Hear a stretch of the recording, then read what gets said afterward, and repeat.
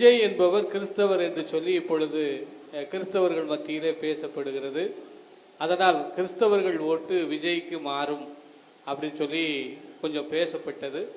கரூர் சம்பவத்திற்கு பின்பாக அந்த நிலைமை கொஞ்சம் கேள்விக்கு உள்ளாயிருக்கிறது. இந்த சூழலில் புதனை போன்றவர்கள் உங்களுக்கு வாக்களிக்க வேண்டும் என்று விரும்புகிறார்கள். இந்த விஷயத்தை மற்றவர்களுக்கு நாங்கள் எடுத்து சொல்வதற்கு தாங்கள் கூறும் அறிவுரை என்ன அப்படின்னு ஒரு கேள்வியை கேட்கிறார். இதில் கேள்வி எழுப்பிய என் தம்பிக்கு மட்டுமல்ல, என் உயிருக்கு மேலாக நான் நேசித்து நிற்கிற என் அன்பு சொந்தங்கள் எல்லாருக்கும் சொல்லுவேன், நீங்கள் கிறிஸ்தவர்கள் என்று உங்களை உணர்வீர்களேயானால், எண்ணுவீர்களேயானால் எனக்கு வாக்கு செலுத்தாதீர்கள்.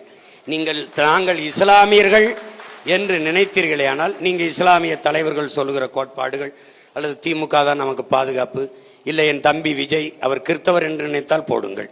நீங்கள் கிறிஸ்தவர்கள் என்று உங்களை உணர்வீர்களேயானால், எண்ணுவீர்களேயானால் எனக்கு வாக்கு செலுத்தாதீர்கள். நாங்கள் இஸ்லாமியர்கள் என்று நினைத்தீர்களேயானால், நீங்கள் இஸ்லாமிய தலைவர்கள் சொல்லுகிற கோட்பாடுகள் அல்லது திமுக தான் நமக்கு பாதுகாப்பு, இல்லை என் தம்பி விஜய் அவர் கிறிஸ்தவர் என்று நினைத்தால் போடுங்கள். ஆனால் நாங்கள் பிறந்த பெருமை மிக்க இந்த மதம் எப்போது வந்தது என்னிடத்திலே? கிறிஸ்தவம் தோன்றி 2000 ஆண்டுகள், 2100 வைத்துக் கொள்ளலாம். நபிகள் நாயகத்துக்கு 1100 பிறந்த நாள் இப்பதான் கொண்டாடுறாங்க மிலாடி நபியிலே. இஸ்லாம் வந்து இப்போது, பௌத்தம் வந்து 2500, இது 2000, 1500. மிக முதன்மையான சமயங்கள் இதுதான். இந்த மதங்கள் எப்போது வந்தது எங்களிடத்திலே? இந்த சாதி எப்போது வந்தது எங்களிடத்திலே? ஆனால் நாங்கள் யார்? 50,000 ஆண்டுகளுக்கு முன்பிருந்தே தமிழர்கள்.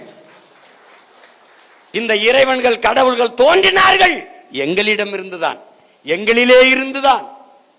எங்களில் இருந்துதான் எங்கள் சிவன், எங்களில் இருந்துதான் எங்கள் முருகன், எங்களில் இருந்துதான் எங்கள் மாயவன். இப்படித்தான் எங்கள் இறை. சமீபத்தில் நீங்கள் இஸ்லாமியர் மற்றும் கிறிஸ்தவர்களுக்கு அவதூறா பேசினதா மன்னிப்பு கேட்கணும் அப்படின்னு ஜவஹர்லால் வந்து ஒரு ஸ்டேட்மெண்ட். சரி, மன்னிப்பு கேட்டேன்னு வச்சுக்கிறேன், மன்னிப்பு கேட்டேன். அப்புறம் எனக்கு ஒரு போட்டுருவீங்கள? சொல்லுங்கள், போட்டுருவீங்கள?